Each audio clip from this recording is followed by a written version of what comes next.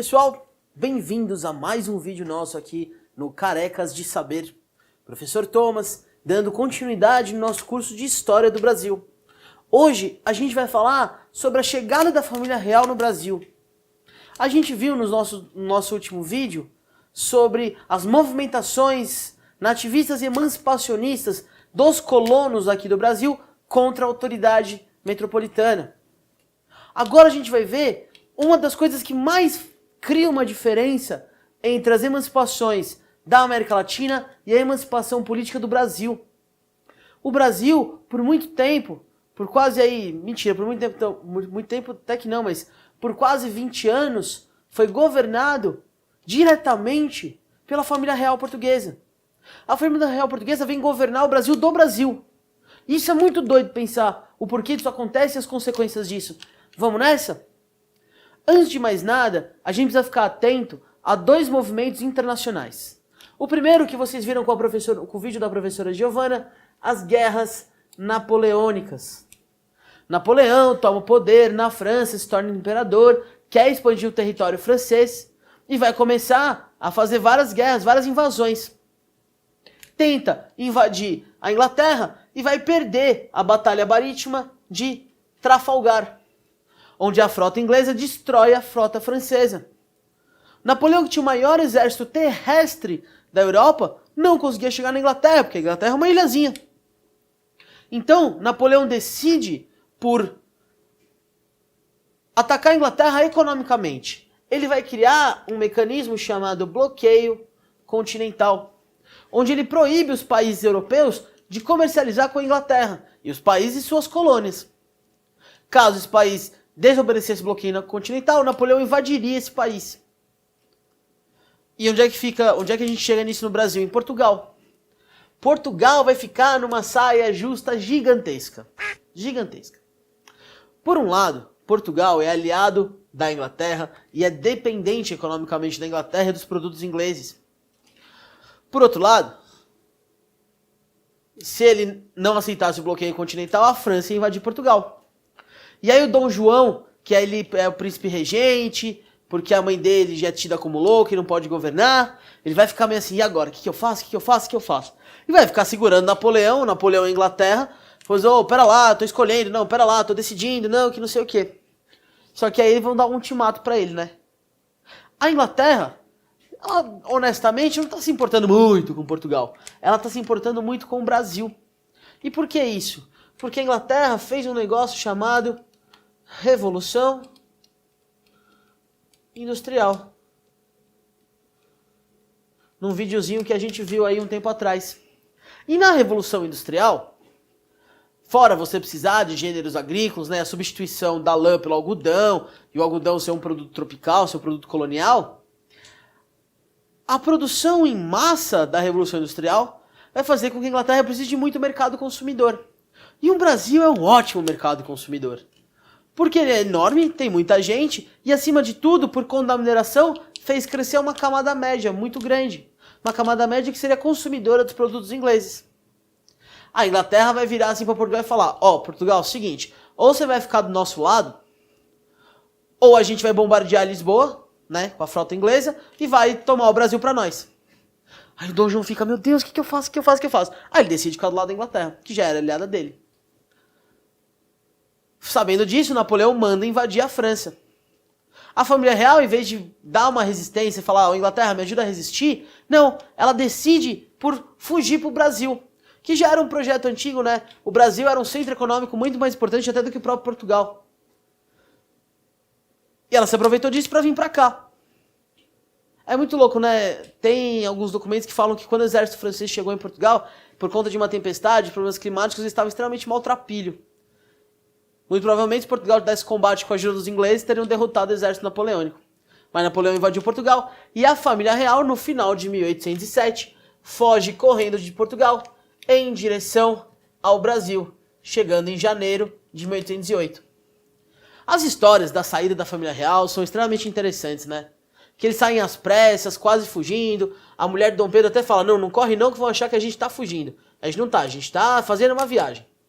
E eles vão encher os navios com membros da corte e as riquezas, né, obras de arte, livros, e as riquezas e o tesouro da corte portuguesa, deixando para trás uma porrada de gente. E eles, inclusive, não vão pegar nem mantimentos direito. Tem uma história de que a mulher do Dom Pedro, que deu uma crise um surto de piolhos nos navios, a mulher do Dom Pedro, não, desculpa, do Dom João, tem que raspar a cabeça, desce no navio em Salvador com um lenço na cabeça, e as pessoas, né, as elites coloniais de Salvador vão achar que é a última moda na Europa e todo mundo começa a usar lenço na cabeça. Bem bizarro, né? Enfim, mais importante do que isso é que em janeiro de 1808, a família real aporta em Salvador. Se liga nisso. Eles fogem de Portugal apoiados pela Inglaterra. A Inglaterra protege essas embarcações portuguesas para chegarem aqui no Brasil. E a Inglaterra não vai fazer isso de graça. A Inglaterra vai cobrar do Dom João a abertura dos portos. Lembra que os portos brasileiros só poderiam comercializar com navios portugueses ou permitidos por Portugal? Acabou. Isso aqui põe fim ao Pacto Colonial. Simples assim. Uma das maiores instituições de controle metropolitano acaba com uma canetada do Dom João VI. Tô louco, né? A abertura dos portos não vai ser o único acordo que o Dom João vai fazer. E ele também não acontece exclusivamente porque a Inglaterra exigiu. É interessante para o Dom João fazer isso. Por quê? Porque o Brasil estava na crise financeira. A família real estava na crise financeira, né? A coroa portuguesa estava numa crise financeira. Ele não conseguia arrecadar dinheiro. Porque se não tinha mais Portugal, se não tinha mais pacto colonial, você não tinha como manter o monopólio colonial. Como é que ele ia arrecadar impostos, então? Já que a colônia era muito grande e não tinha como cobrar impostos por casa, ou por estrada, ou vários outros impostos como a gente tem hoje em dia. Os impostos eram basicamente sobre importação e exportação, que estavam em decadência já que você, né, tem aquela crise em Portugal. O que ele vai fazer, então? Para aumentar a arrecadação de impostos, ele vai abrir os portos. Então você percebe aí que tem exigência inglesa, mas necessidade aqui. A gente tem que parar um pouquinho com essa mania que a gente tem de achar que tudo é influência da Inglaterra, né? O Brasil faz tudo que os outros querem. Essa abertura dos portos vai fazer um movimento econômico muito grande no Rio de Janeiro, que é, né, a capital do Dom João sai de Salvador, para lá, abre os portos e desce para o Rio de Janeiro. Rio de Janeiro, que é a capital da colônia, vai ter uma entrada e saída de mercadorias muito grande, uma dinâmica econômica muito grande, que vai transformar a cidade do Rio de Janeiro, tá? Também, ainda em 1808, o Dom João cria o Banco do Brasil, o primeiro Banco do Brasil, né? Quando ele vai embora, ele vai pegar todo o dinheiro do Banco do Brasil para ele, voltar para Portugal, o Banco do Brasil vai fechar, e depois outro Banco do Brasil vai ser criado. O bebê que a gente tem hoje em dia, né? E esse Banco do Brasil, ele supostamente existe para controlar e para, né, normatizar as trocas monetárias dentro da colônia. Já que você não tinha moeda da colônia, nem nada do tipo, era tudo meio caótico. Ele foi criado justamente para dar uma segurada nisso.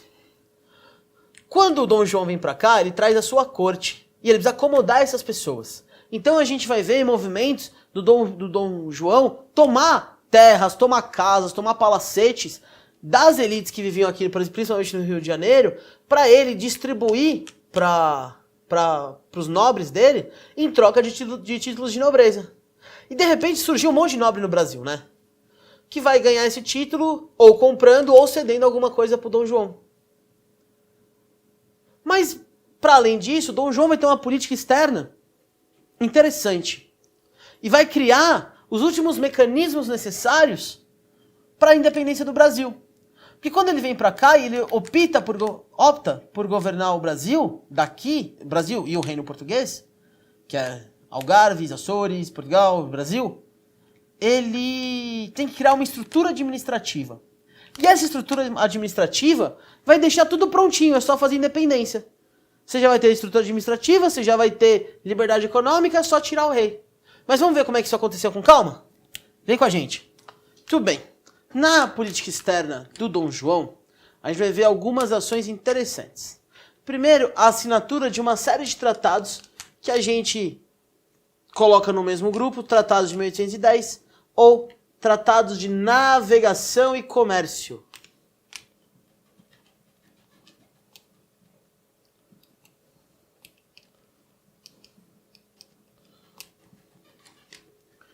E o que falavam esse conjunto de tratados, né? Que eles criavam?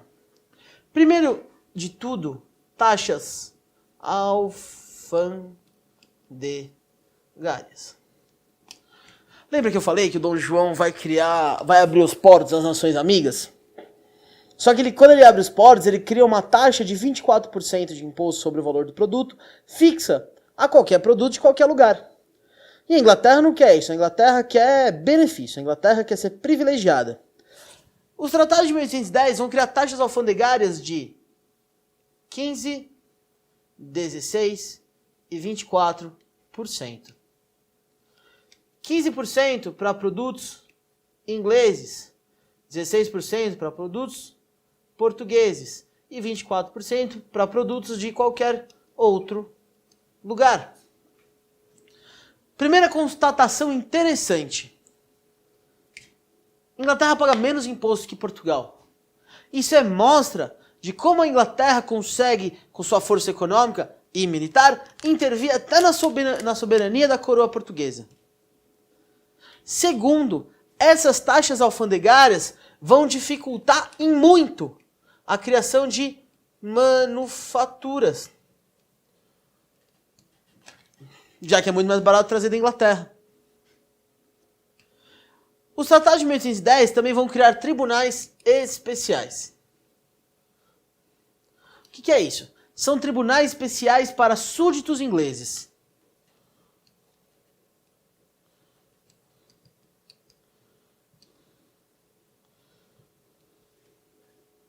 Se o cara é inglês, né, súdito da rainha da Inglaterra, e ele está no Brasil, se ele comete qualquer crime, ele não pode ser julgado aqui. Ele tem que ser julgado em corte inglesa.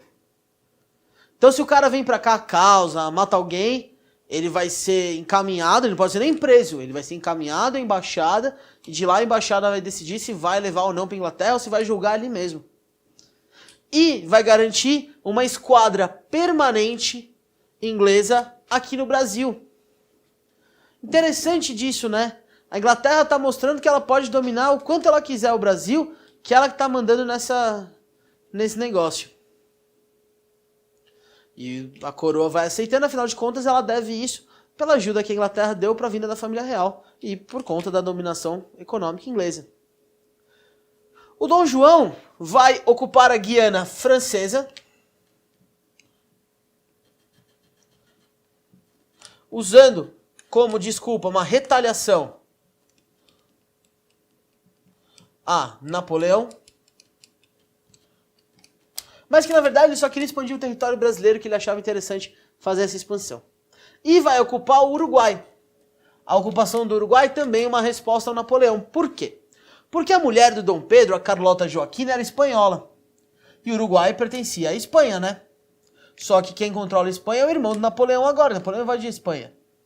Então o Dom João vai falar que, defendendo os interesses de Carlota Joaquina, ele vai ocupar o Uruguai porque o Napoleão está ocupando a Espanha. Em 1811 ele vai fazer uma invasão, que a Inglaterra vai falar, não, sai daí, não gostei do que você fez, mas em 1813 ele volta e permanece ocupando o Uruguai. Em 1821 ele anexa o Uruguai ao Brasil como província cisplatina, e em 1828 o Uruguai faz a sua independência. A gente vai retomar esse assunto aqui quando falar de Guerra do Paraguai, beleza? Então percebe que na política externa o Dom João está cumprindo suas vontades expansionistas, ocupação do Uruguai e da Guiana Francesa, e que vai ter que ser devolvida para a França no Congresso de Viena. Vocês já viram os detalhes com a professora Giovana no vídeo sobre Napoleão. Esses tratados de 1810 eles vão ser revogados. Sabe quando eles vão acabar? No segundo reinado só no governo de Dom Pedro II. E até lá, eles vão limitar a produção de manufaturas, de indústrias no Brasil. Isso aqui vai ser uma treta econômica homérica. Porque o Brasil vai manter o seu modelo agro-exportador. Que vai causar uma série de dificuldades econômicas pra gente. Certinho? Já na política interna, o Dom João, desculpa, vai fazer algumas coisas. Primeiro, ele vai criar uma estrutura para o Brasil fiscal, jurídica e militar. Já que ele vai governar tanto Portugal quanto o Brasil daqui da colônia, ele precisa dessa estrutura. A criação de um exército, uma estrutura jurídica para os julgamentos, uma estrutura fiscal para a cobrança de impostos. Em 1815, com a derrota do Napoleão e o Congresso de Viena, ele vai elevar o Brasil a Reino Unido a Portugal. Significa que o Brasil não é mais uma colônia. E por que isso aqui é importante? Por que isso acontece? Por que isso aqui é importante? Primeiro, no Congresso de Viena, vou usar o princípio da legitimidade. Lembra lá que você viu com a professora Giovana? Significa que vai voltar aos tronos, as famílias e as dinastias que estavam lá antes do Napoleão.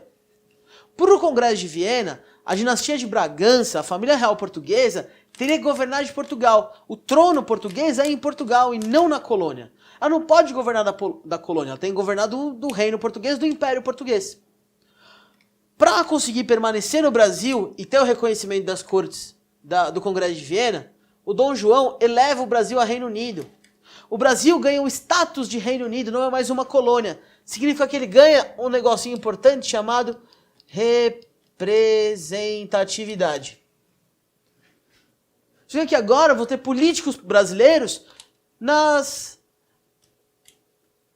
cargos, né, nas assembleias portuguesas. E aí, isso vai dar uma apaziguada nos ânimos emancipacionistas. Porque agora a gente não é mais uma colônia, né? A gente é o Reino Unido. Em 1818, mas isso aqui não vai ser o suficiente, a gente vai ver. Em 1818, a gente vai ter a coroação do Dom João. A Dona Maria vai morrer, né? E aí o Dom João assume como rei, efetivamente. E ele vai trazer para o Brasil uma série de avanços culturais. Por que ele é mó legal? Por que ele é mó bonzinho? Não. Mas porque ele quer transformar a colônia num ambiente mais europeu. Principalmente para os portugueses que estão vindo para cá. Então ele vai criar as escolas de medicina da Bahia e do Rio de Janeiro, a Academia de Belas Artes do Rio de Janeiro, a Biblioteca Real, a Imprensa Régia e a Academia Militar, para você conseguir treinar um exército. Durante o governo joanino, 1817, a gente vai ver a última revolução emancipacionista, que é a Revolução Pernambucana. É a única revolução das 3 revoluções emancipacionistas, lembra que no outro vídeo a gente já viu 2, que sai da fase de conspiração. Ela é causada pelos impostos, pela opressão militar e pelos monopólios econômicos portugueses.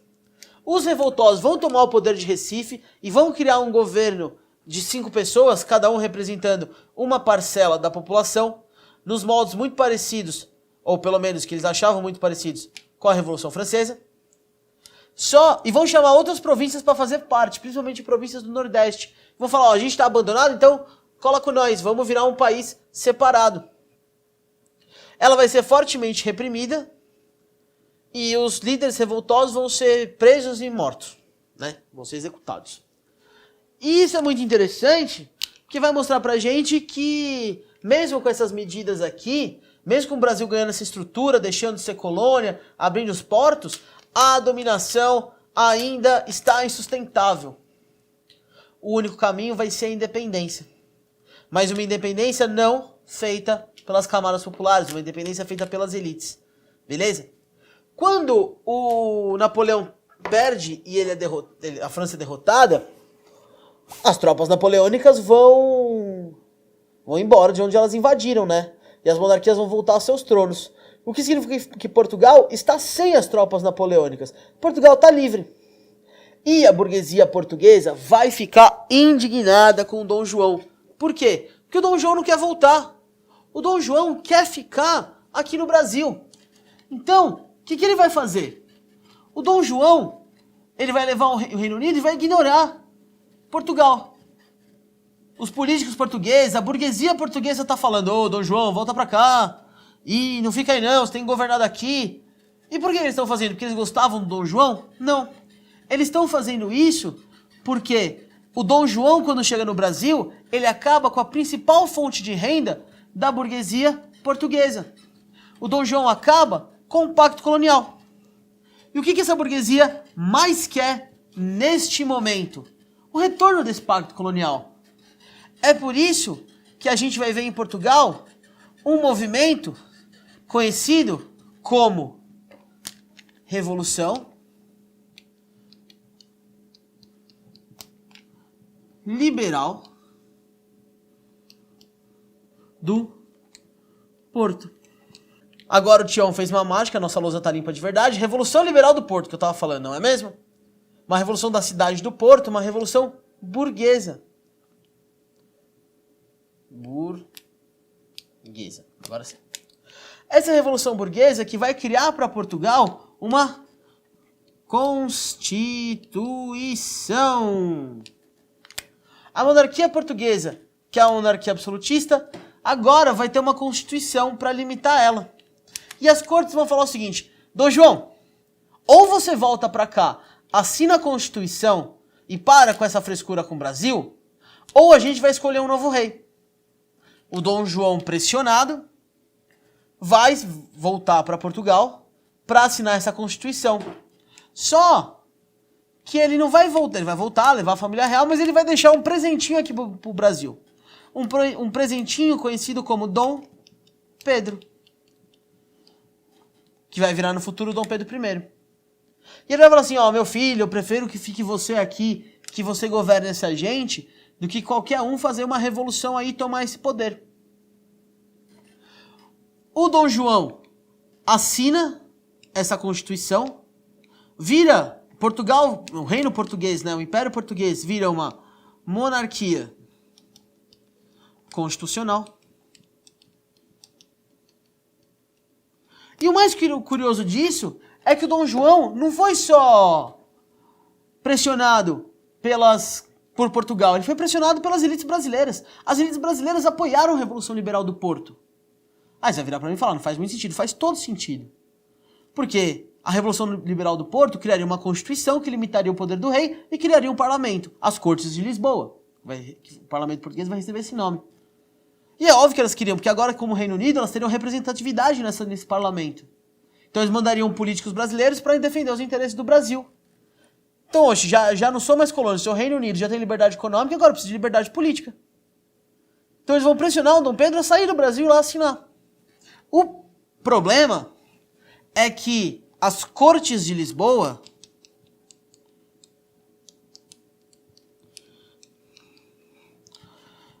vão super gostar do apoio brasileiro à Revolução Liberal do Porto e à assinatura da Constituição.